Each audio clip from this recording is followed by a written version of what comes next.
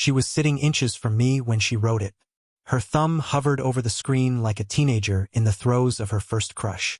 Then the quick glance to her right, me, her husband of 12 years, still swirling the red wine in my glass like a fool. She turned the screen ever so slightly away, just enough to hide the words but not enough to raise suspicion. Almost caught one word. Just one. Can't wait. And in that single flicker of pixels, my world didn't crumble. It clicked, like a gear finally locking into place after months of grinding under the surface. The missed anniversaries, the urgent team meetings that always fell on weekends, the overnight trips to the same 3 cities. It all coalesced into one sharp breath behind my ribcage. She smiled at me, wiped her lips with a napkin like nothing had just happened, then excused herself. "I'll be back in a minute," she said, sliding her phone into her purse like a gambler pocketing a winning chip. The scent of her new floral perfume trailed behind her as she walked into the lobby, heels clicking in that deliberate, performative way she'd perfected over time. The kind of walk that says, "I still got it." I waited exactly 10 seconds. Then I reached into her purse. It wasn't impulsive. I didn't feel guilt. There was no dramatic swelling of panic or trembling fingers.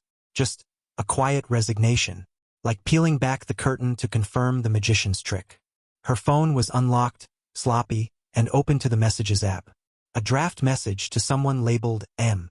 It read, "He has no clue. See you soon, love." Not "see you tomorrow." Not "talk later." Soon. The timestamp on the draft? 30 seconds before she stood up. I sat back slowly, watching the lake in front of us ripple in lazy concentric waves. She thought she had me pegged. Predictable, loyal, too proud to ever check. She wasn't entirely wrong. But pride isn't stupidity. And this wasn't the first time she underestimated silence. If you're listening to this, you're probably one of the 97% who enjoy stories like this without subscribing. Honestly, that's fine. But every new subscription tells our small team, keep going. Keep exposing the lies. So if you're hooked already, consider tapping that button. That's it, back to the story. I tucked her phone back into her bag before she returned. She was texting again within minutes, sipping wine with the same ease she used to look at me, like I was scenery. I let her talk. I even laughed at one of her rehearsed little vacation jokes. Something about couples massages and overpriced fish. I don't remember. What I do remember is how she twirled her hair with her finger while smirking at her phone. Every so often she'd glance up to make sure I wasn't looking, then go right back to typing. She didn't know I'd already read the prelude, and she definitely didn't know what I was about to do with it. 10 minutes later, I pushed my chair back and stood. She looked up. "Everything okay?" I smiled. "Yeah, just need to stretch my legs. Take a walk." She nodded absent-mindedly, already turning back to her screen, probably to finish the message she drafted. Probably to tell M I was gone, and the coast was clear. I walked past the pool, past the fire pit, past the gift shop selling embroidered sweatshirts and ironic fishing mugs. I didn't stop until I reached the parking lot, slid into my car, and tapped the steering wheel twice to focus. There's something oddly liberating about that kind of betrayal, when it stops being a fear and becomes a fact. It's like the rules shift. You stop playing defense. You start curating the outcome. I pulled out my phone and searched the name I never thought I'd type. Sarah Langley. Michael's wife. Melanie had mentioned her once, in passing. She's not much of a talker, kind of awkward. And I remember thinking, that's rich coming from you. I found her number in our neighborhood's holiday text chain from last Christmas. The one Melanie rolled her eyes at when someone asked if she and Michael would co-host the potluck. Now I understood why. The line rang 4 times. "Hello." The voice was wary, confused. "Hi," I said. "You don't know me, really. I'm Jason, Melanie's husband." A long pause. "Okay."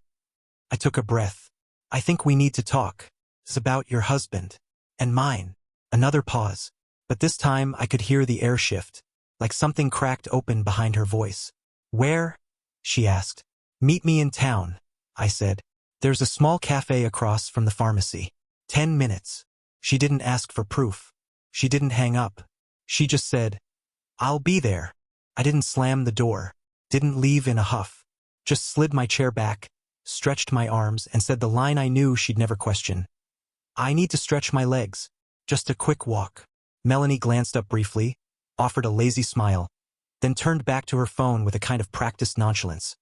One finger tracing the rim of her wine glass, the other probably finishing her little love letter to M. She had no idea I'd already read it. No idea that the man she was betraying was about to turn her entire weekend into a stage play with only one act. Exposure. I walked past the resort's front lobby with my hands in my pockets like I had all the time in the world. Smiled at the concierge. Nodded to a dad dragging two screaming kids into the gift shop. But the second I rounded the corner to the back lot, I picked up the pace. My car was still warm from the drive-in. 10 minutes. That's all I needed. The town near the lake was small. One of those places that only seems charming if you're in love or pretending to be. Otherwise, it's a collection of overpriced brunch spots and stores that sell things like artisanal soap and vintage canoes no one actually uses. Perfect place to fake a perfect marriage. I parked in front of a bakery with an open sign that flickered like it couldn't quite commit. Across the street was the cafe I'd chosen. Not because it was quiet, but because it had those wide, unforgiving windows anyone sitting inside could be seen from the street. No room for denial. No safety in shadows. But first, the call. I stared at the contact info for a full minute. Sarah Langley. Last I'd heard of her, she'd been at our neighbor's holiday party, quiet and polite while Melanie and Michael laughed too loud over cocktails. I remember Melanie mocking her afterward. She wore those orthopedic shoes with a cocktail dress. Like, girl. And I nodded along like an idiot. Now here I was, about to blow up her life with one phone call. The line rang. Once, twice, 3 times. Hello. The voice was hesitant. Crisp. Not cold, just bracing. Like someone who'd been jolted awake too many times by something they couldn't quite name. Hi, Sarah. This is, Jason. Melanie's husband. Pause. Okay. Her voice dipped slightly, guarded. I know this is strange. I'm not calling to make drama. I caught myself. No rambling. No warm-up. Just the incision. I think we need to talk. It's about your husband. And mine. She didn't speak right away. I could hear her breathing through the phone. Not shocked breathing. The kind of breathing that comes after realization. After puzzle pieces finally find their place. Where? She asked, and that one word told me everything. She already suspected. There's a cafe across from the old pharmacy in town. I'll wait outside. I'm 10 minutes out, she said and hung up. No questions. No disbelief. No, there must be a mistake. That's how I knew I was right. I wasn't planting suspicion, I was confirming it. I walked into the cafe and picked a table near the window. Didn't order anything. Just sat there with my phone face down. Watching the door, watching the sidewalk, watching my own hand flex and curl like it was trying to remember what peace used to feel like. 10 minutes later, a gray Toyota pulled up. Sarah stepped out. She was shorter than I expected, plain in a way that made her immediately forgettable. But her eyes, those were something else. Tired, sharp, and already 10 steps ahead of the words I was about to say. She walked in. No smile. No pretense. Jason. I nodded and gestured toward the seat across from me. She sat. I saw a message, I said. A draft on Melanie's phone. Meant for someone named M. It said, he has no clue. See you soon, love. She exhaled slowly, like she'd been holding that air in her lungs for weeks. Michael's been distant lately, she said. Long hours. Business trips that didn't add up. I asked. He gave me that look, you know the one. The one that says you're crazy without him actually saying it. Yeah, I said. I know that look. We sat in silence for a moment, both of us chewing on truths we didn't want to taste. I'm not here to argue, I said finally, or to make this some dramatic showdown. I want her to see your face. That's all. Her brow furrowed. You want me to confront her? No, not a word. Just come with me. Let her walk into her lie. Let her look you in the eye and realize she wasn't just cheating on me. She was stealing from you too. Sarah stared at me hard. I could see the gears turning, the resistance, the disbelief, and then the same thing I'd felt 10 minutes earlier. That calm, centered fury. I'm in, she said quietly. Let's go. We walked out together.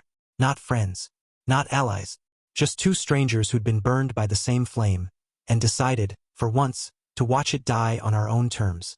The drive back to the resort was quiet. Not awkward, not uncomfortable, just quiet. Sarah sat in the passenger seat, staring straight ahead, hands folded in her lap like she was trying not to touch anything. I stole a glance at her once or twice. Still processing, still parsing timelines, still tying together every late client dinner and unexpected conference into a noose of undeniable truth. I knew the look because I'd worn it myself once, back when I thought being a good husband meant giving someone the benefit of the doubt even after they'd set fire to it. I didn't want to believe it, she said suddenly, her voice soft but not shaky.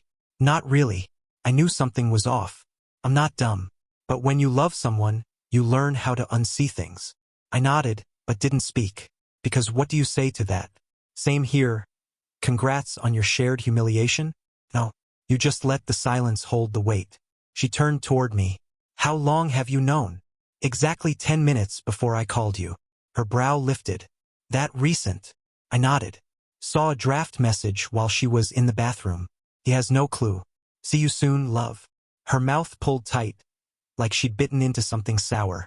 She didn't say Michael's name, didn't curse, just stared out the windshield as the trees flicked by, one after another like angry spectators. I thought maybe I was being paranoid, she said.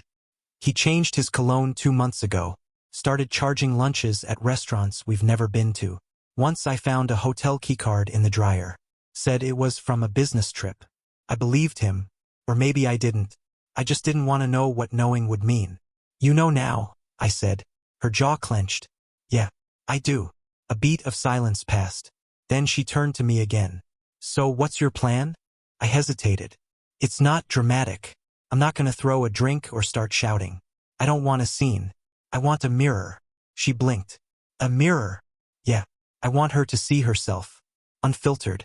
Not the version she pretends to be in our marriage, but the one who texts a married man from 10 feet away and thinks she's invincible.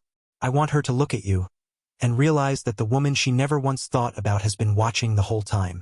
Sarah let that settle, then gave a slow nod. You want to shame her? Not publicly, I said. Not loud, just inescapably. I want her to sit in it. She gave a low, humorless laugh. You're more methodical than I expected. I've had practice. Years of watching lies dry like paint. We turned onto the winding road back toward the lake.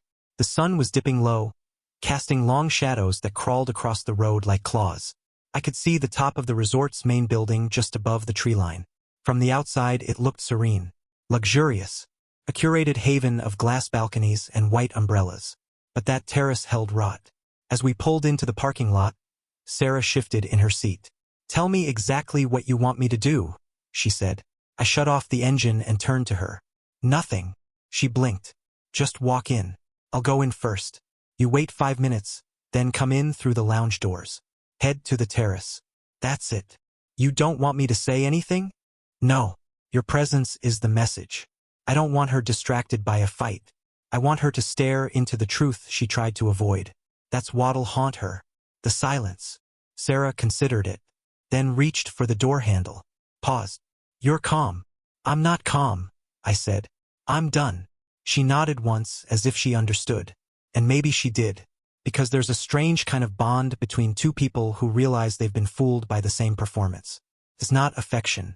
It's not solidarity. It's clarity, shared and sharp like a broken bottle. You stop feeling embarrassed and you start feeling surgical. We got out of the car together and crossed the gravel lot. As we stepped toward the building, I could see the edge of the terrace up ahead, Melanie's silhouette still sitting there.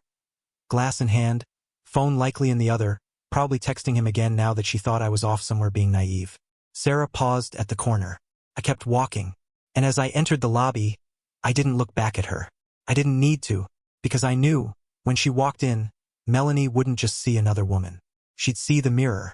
The air was cooler now, that early evening chill where everything feels a little quieter, a little more intimate, like the world leans in to listen. The kind of weather made for clinking wine glasses and whispered promises. Or, in this case, lies. Melanie was still on the terrace, right where I left her. Still scrolling. Still smiling at her screen like it was telling her something delicious. Her legs were curled up on the lounge chair. A thin shawl wrapped around her shoulders like she was the picture of a well-loved wife savoring a sunset. Her glass of wine was still half full. She hadn't missed me at all. She didn't see Sarah. Not yet. Sarah stood just around the corner from the lounge entrance, obscured by a row of manicured hedges and a pair of oversized planters with ornamental grass. I had walked her there myself. We stopped 10 feet from the glass door. This is your line, I told her. 5 minutes. Just walk in. No words. No emotion. Just walk in and sit. Let her do the math. Sarah had nodded once. That same firm expression etched into her face like it had hardened there over years. Not angry. Not sad. Just focused. Now I was back on the terrace, slipping into the seat across from my wife like nothing had changed, when in fact everything had. I had one hand resting on the arm of the chair, the other holding my phone. Not for recording. Not for backup. Just for the time. "Hey," I said lightly. Melanie looked up from her phone and smiled. That was fast. Just a short walk. Stretched my legs. Cleared my head. She nodded, not really listening. Her gaze slid back to the screen in her hand, a little too quickly. Her thumbs danced, paused, danced again, drafting another lie, another wink across digital sheets. I smiled to myself. "You know," I said casually, "I ran into someone while I was out. That got her attention, but just barely." "Oh yeah. Yeah," I said, eyes still on my watch. "Interesting woman. Quiet but sharp. Very put together." Melanie snorted. "Did you get cornered by one of those real estate agents again? The ones who try to sell you a cabin timeshare while pretending to ask for the time?" I laughed softly. "Something like that." She went back to her screen, thumb tapping again, probably telling Michael some smug little version of the truth. He's back, clueless as ever. Maybe she was even warning him. Maybe not. "Anyway," I said, cutting through the false comfort in her tone, "she should be here, now." Melanie's head lifted slowly. "What?" I didn't answer, just leaned back in my chair and let the pause bloom between us like an ink blot in water. My eyes shifted past her shoulder, toward the glass doors. I saw it before she did. Sarah. She moved deliberately, not slow but measured. No hesitation in her step. No rush to confront. Her posture was straight, her arms relaxed at her sides, but there was weight in every step, like she was walking through water, each stride pressing the truth deeper into the earth. Melanie caught the movement in the corner of her eye, turned her head, blinked. Her wine glass stopped halfway to her lips. Her fingers stiffened around the stem. Sarah kept walking. Melanie stared as if trying to place her, like she was a ghost materializing out of a long-buried nightmare. She opened her mouth slightly, then closed it. Her jaw shifted, like a thought was fighting its way up her throat and choking her on the way.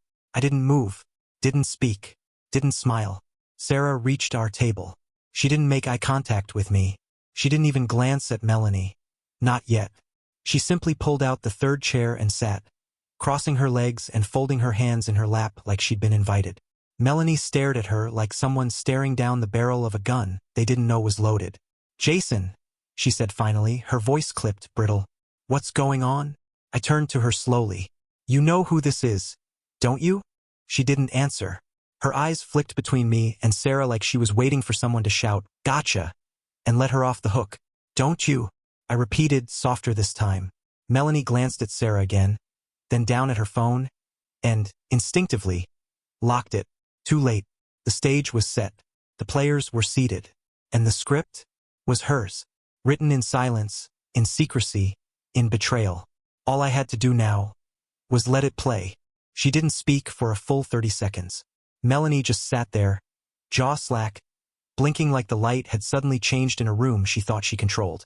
Her fingers, mid-swipe on her phone, froze above the screen. The moment she saw Sarah's face, it was like watching someone recognize the last person they expected to see at their own funeral. And make no mistake, this was a funeral. Not for her, but for the version of her that thought secrets were bulletproof. She looked at me, then at Sarah, then back at me. Her mouth opened, tried to form a word, but all that came out was a faint wah. Sarah didn't flinch, didn't smile, didn't gloat. She just sat there, hands folded neatly on her lap, eyes fixed on Melanie like she was waiting for the subject of a museum exhibit to realize they were being observed. Melanie finally set her glass down, but not gracefully. The base thudded against the wood of the table just a little too hard, and the wine inside sloshed up the sides. She didn't even notice. Her eyes hadn't moved from Sarah. "Jason," she whispered, barely audible, like she thought volume could soften the blow. "Why is she? What is she doing here?" I didn't answer. I let the silence stretch out like wire. Let her sit in it. You'd be amazed what silence can do to someone who lives off manipulation. They're used to noise. Explaining, distracting, denying, laughing too loud, changing the subject. When you take that away, it's like oxygen deprivation. They start to wither. I don't understand, she said, which was almost funny, because her voice said confused, but her eyes said cornered. She knew. She just didn't know how much. I tilted my head. Don't you? She swallowed, blinked rapidly. Did something happen to Michael? That was her first instinct. To deflect. To make this about him. Classic Melanie. Shift the narrative. Become the concerned party. Seize control of the frame. Sarah didn't even blink. Melanie's lips twitched into something like a smile, but it didn't stick. Sarah, I'm not sure what this is about, but if you and Jason... No. I cut in quietly. Don't talk to her like she's a guest.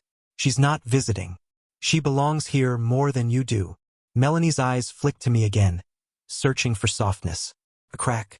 An old version of me who'd take her hand, smooth it over, say we could fix this. But that version of me was dead, and she'd buried him. Sarah adjusted in her seat just slightly, enough to make a faint sound against the chair, nothing more. But to Melanie it was thunder. She recoiled, then tried to cover it with a nervous laugh. This is ridiculous, she muttered, waving a hand. You're both being... Stop, I said, calm, firm, not loud, just final. She did, and that, more than anything, was the tell. Because Melanie doesn't stop when she thinks she's right. She stops when she knows the lie isn't sustainable anymore. Her fingers curled around the stem of her wineglass again. She lifted it, took a long sip. A stall. Her eyes darted to her phone. Still locked. Good. I watched her eyes move in quick, panicked bursts, like a trapped animal calculating its escape. And Sarah? She just kept sitting. Still. Silent. Watching. That was the part Melanie couldn't process. No yelling. No accusations. Just her. Sitting there. Because if there had been screaming, Melanie could have reacted. Could have cried. Played the victim. But with nothing to bounce off of, just presence. It left her fully exposed. Her shame had no exit route. She tried again, softer this time.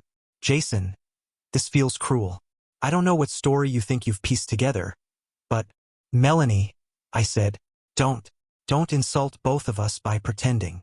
She stared at me, lips parted, like she was waiting for a cue that never came. Sarah finally moved, not to speak, just to reach into her small purse, pull out a folded napkin, and place it on the table in front of her. Then she folded her hands again. The napkin had a faint ring of lipstick. It was from earlier that day, before all of this, before the phone call. Melanie looked at the napkin like it was evidence. And maybe it was. Or maybe it was just a napkin. That was the point. She didn't know what we knew. How much. Who said what. And that uncertainty was eating her alive. I leaned back, exhaled through my nose and said, I figured you two might enjoy the chance to sit down together. You've spent so much time sharing. Melanie froze. Her smile flickered, then died. And in its place, for the first time since the moment Sarah walked in, I saw what I'd been waiting for. Not fear, not anger, but recognition. She knew, and she knew that we knew. I didn't need fireworks. I didn't need a breakdown. I just needed that one look. And I got it. She looked at Sarah again, then back at me, and she said nothing, because there was nothing left to say. Funny, I said, reaching for my own glass. Not wine, just water, because someone needed to stay grounded in this. How close the two of you have become. Melanie blinked, slowly, like her body had entered a delay. Her face was doing too much at once. Trying to look confused, indignant, calm, but none of it landed. You even share a man now, I said evenly. Her jaw moved. A breath hitched. She opened her mouth to speak, but I held up one hand. Don't, I said softly. No denials. Just listen. She froze, mid-breath. It was the kind of freeze that happens when someone realizes they've arrived at the end of their story and there's no narrator left to edit the ending for them. I leaned forward, my tone calm, too calm for her comfort. The quiet voice of someone who'd done all his screaming in private and had nothing left to burn. November 4th, I began. You said your company's board retreat ran long in San Diego, but you were at the Wexford Hotel, room 302. I know. Because your card billed a double espresso to the room at 6:43 a.m. That's not your drink. It's his. Melanie's fingers twitched slightly, but she didn't speak. Her wineglass sat untouched now, like even it was too ashamed to move. December 16th, I continued. You told me you'd be flying out early to prep a client presentation in Seattle. But you weren't in Seattle. You were at a lake house rental near Larchmont. Michael's name was on the check-in form, but the security cam from the rental's porch showed you both arriving. Together. She swallowed. Hard. I turned my head slightly. Would you like me to continue? She shook her head, barely visible. January 5th, I said anyway. You called from the airport to say your flight was delayed. I could hear birds in the background. You weren't at the airport. You were walking through the Audubon Nature Preserve, 4 blocks from Michael's firm. I didn't need to look at Sarah to know she was still watching. Her gaze hadn't shifted since she sat down. It was as though she was a mirror held up to Melanie's collapse. Her silence louder than anything either of us could say. March, I went on. The week you said your mom needed help recovering from surgery? She was at a knitting retreat in Arizona. I know because she posted about it on Facebook. 3 times. Melanie's hands were in her lap now, clenched tightly together, knuckles white. Her eyes glistened. Not from rage, not from sadness, but from a cold realization. She wasn't just caught. She was known. I never wanted to believe it, I said, voice steady.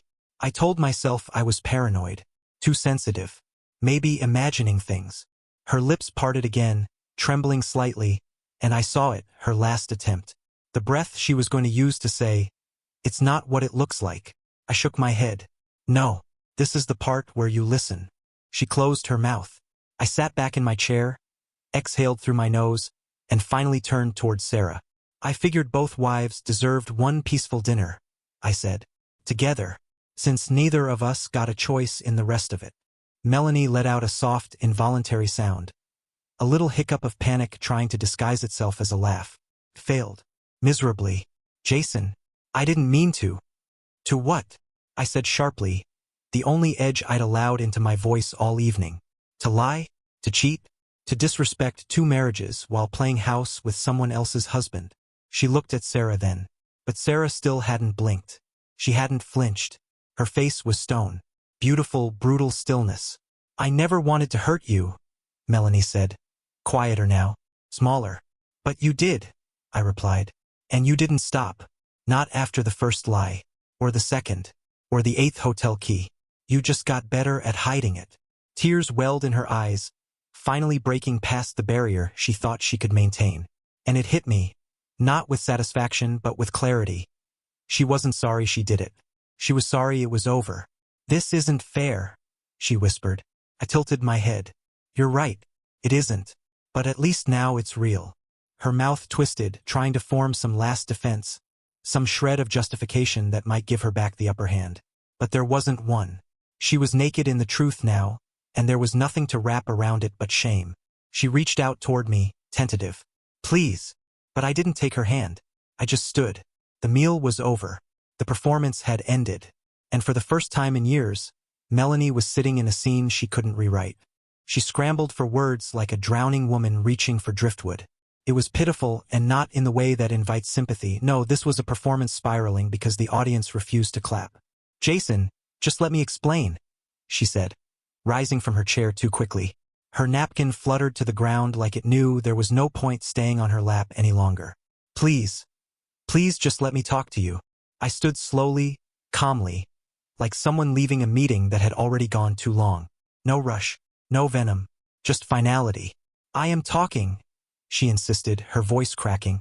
I made a mistake, okay? A horrible, stupid mistake. But we can get through this. Don't throw away 12 years over. 12 years. I repeated, quietly amused. You threw them away. I just showed you the trash can. She took a step toward me. I didn't move. I didn't flinch. I just turned to Sarah, who hadn't said a single word since she arrived, and nodded slightly. You coming? Sarah didn't hesitate. She stood with that same quiet dignity that had haunted Melanie since the moment she walked through the door. Melanie's eyes darted between us. Her mouth opened, closed, opened again. Wait, Jason, wait, please. We can talk. Just you and me. Not here. Don't do this here. I walked past her, heading toward the valet. Sarah walked beside me without speaking. Melanie followed, stumbling over her words like they could somehow catch up to us. Please, don't humiliate me like this. Don't let her think this isn't what you think it is. It was complicated. The valet saw us coming and stepped forward. I handed him the ticket. He jogged off toward the lot. Melanie was right behind me now, her heels clicking faster, voice trembling. We can go home and fix this. I'll tell you everything. You want the truth? Fine. I'll give it. Just, please don't leave with her. Not her. I turned to her, slowly, letting her see my eyes. Clear, unbothered, done. You think this is about her? She froze. This isn't about who it was with. It's about who you became. She stared, lips trembling. You think she's the problem? She didn't break our vows. She didn't lie to me for months. She didn't kiss me in the morning and then sneak off at night to be someone else. Tears streaked her cheeks now, but I couldn't tell if they were real. She didn't even try to wipe them. Jason, she whispered, like that word alone might unlock something. I stepped toward her, just close enough for her to hope. And then I said it. This was your choice. I let that hang. Then, this moment? Mine. The valet pulled up, engine idling. I opened the passenger door for Sarah. She got in without a glance back. She didn't need to see Melanie crumble to feel justice. She already knew. I walked around the car, opened my own door. Melanie took one final step toward me. Please, don't go with her. I paused, met her eyes one last time. There was no anger left in me. No pain even. Just a kind of clean vacancy. Like the part of me that belonged to her had finally been evicted. I'm not going with her, I said. I'm just not going with you. And then I got in, shut the door, and we pulled away, leaving Melanie standing on the curb, arms limp at her sides, a tear-streaked ghost under the warm lights of a resort that would never feel the same to her again. She didn't scream. She didn't chase the car. She just watched it leave. Because for the first time in a long, long time, she wasn't the one writing the story. She was the one left in the ending. 3 days later, on a dull Wednesday afternoon that felt too ordinary for what was coming, Melanie opened the front door to find a courier standing there with a padded envelope and a clipboard. She signed with a nervous flourish. Probably thought it was something she ordered in the haze. Maybe flowers she sent herself to appear less alone. Maybe a delivery from Michael. Though judging by Sarah's face that night, Michael had problems of his own now. And Melanie wasn't at the top of anyone's list anymore. Especially not his. She closed the door behind her, the sound echoing off walls that suddenly felt too big for one person. She tore the envelope open, standing in the kitchen. No music playing. No wine. Just the hum of the fridge and the slow bleed of certainty. At the top of the stack, divorce papers. Not a threat. Not a draft. Not a warning shot. Filed. Stamped. Signed. His signature was already on the line. Dated. The paperwork had clearly been processed before the night at the resort ever took place. Before Sarah walked in. Before Melanie's glass trembled. He hadn't reacted. He had planned. The legal language was emotionless. Asset division, non-contested dissolution, references to property and vehicles and joint accounts. All wrapped in dull government phrasing that made the collapse of a marriage sound like a tax adjustment. But then she saw the photograph. It was printed on matte paper and tucked neatly behind the documents. She recognized it instantly. The terrace. Her glass of wine in the foreground, her phone in her hand. She was caught mid-smile, mid-type, her thumb hovering over the glowing screen. Framed perfectly, casual, unaware, exposed. There she was, writing he has no clue. See you soon, love. And somewhere behind the lens, Jason had been watching. The caption was handwritten, scrawled neatly in ink beneath the photo on the white border. I was sitting right there. Nothing else. No threats. No demands. No final plea for explanation. Just a time-stamped truth. Melanie sat down on the edge of the barstool and stared at the picture like it might change if she blinked enough times. Like it might rewrite itself if she just wanted it badly enough. But the ink stayed, the paper stayed, and the past stayed. She picked up the phone, dialed his number. It went straight to voicemail. She tried again. Voicemail. She texted him. Can we talk? I want to fix this. No response. She tried Sarah. Blocked. She tried Michael. Straight to voicemail. She sat back, surrounded by the stillness of a house built for two and emptied by one. The photo rested on the countertop like a courtroom exhibit. A still image of her most smug moment turned into evidence. Submitted, stamped, and archived. She reread the note again. I was sitting right there. It wasn't angry. It wasn't bitter. It was worse. It was precise. It meant he saw everything. Not just the message. Not just the betrayal. But her ease with it. The comfort with which she typed lies into a screen while sipping wine next to the man she'd been lying to. The cruelty of being close while being gone. And now he was the one gone. He hadn't yelled. He hadn't begged. He just ended it with full documentation and a courier's signature. Melanie didn't cry, not right away. That came later in strange, sudden bursts. In the laundry room while folding a shirt he'd left behind. In the car when his old playlist came on shuffle. But not now. Now she just stared at the photo. At herself. At the moment she thought she was winning. And realized that was the moment she lost. The first call to Michael went unanswered. So did the second. The third went straight to voicemail, but not his usual message, just a robotic default. The person you are trying to reach is unavailable. Melanie stared at her phone in disbelief, pacing barefoot in the kitchen with her nails chewed down and a half-drunk glass of Sauvignon Blanc sweating on the counter. Her text sat there in blue, unacknowledged. Call me. We need to talk. I'm freaking out. Please, Michael. You said we were in this together. Silence. By the time she typed, "Are you okay?" she already knew the answer. He was gone. Not in the physical sense. No.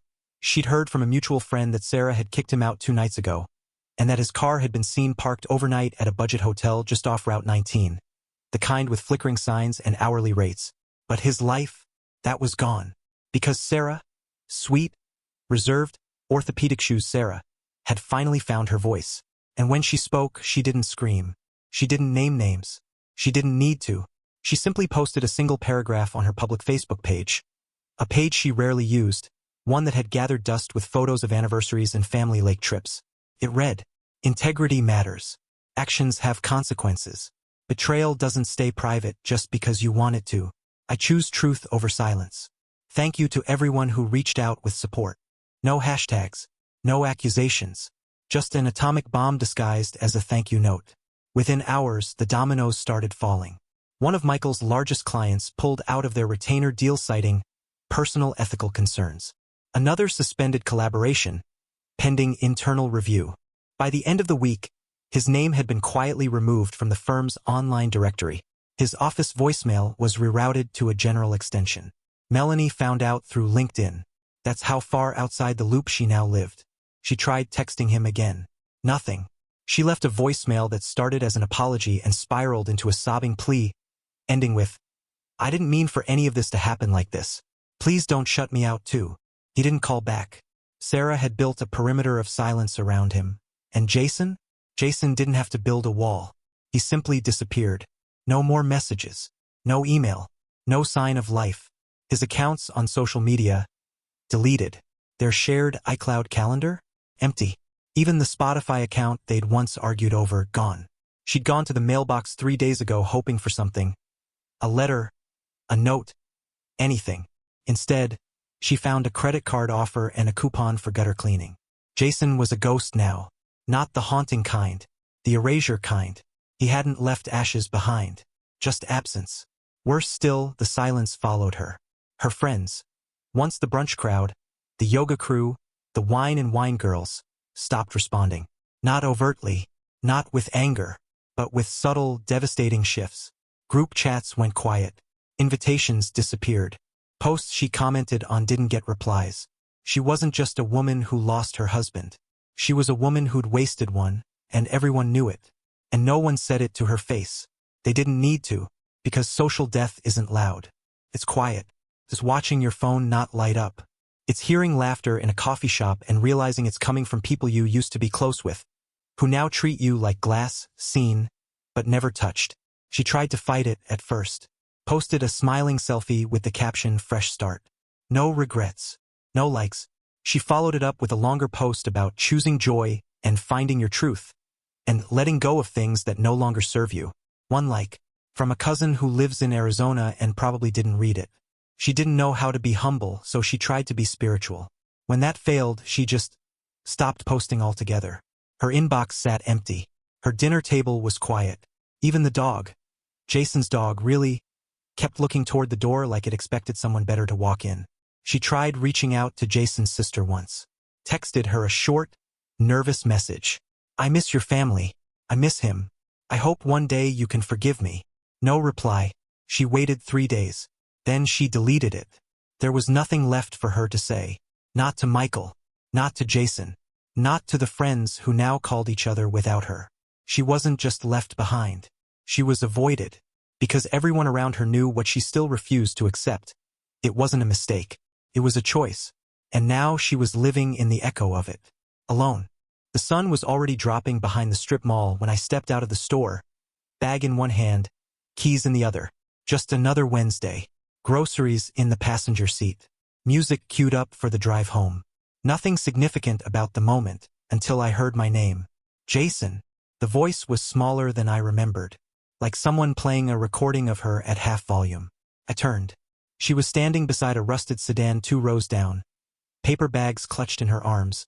Hair tied back in a messy knot like she'd run out of reasons to care. She was thinner, noticeably. Not in a gym rat way. In that can't finish meals, can't finish thoughts way. The color in her face was muted. Foundation tried to hide it, but the eyes told the truth. There was nothing behind them but noise. She took a step toward me and I didn't move. "Jason, hi." The word hi fell out of her mouth like it didn't know where to land.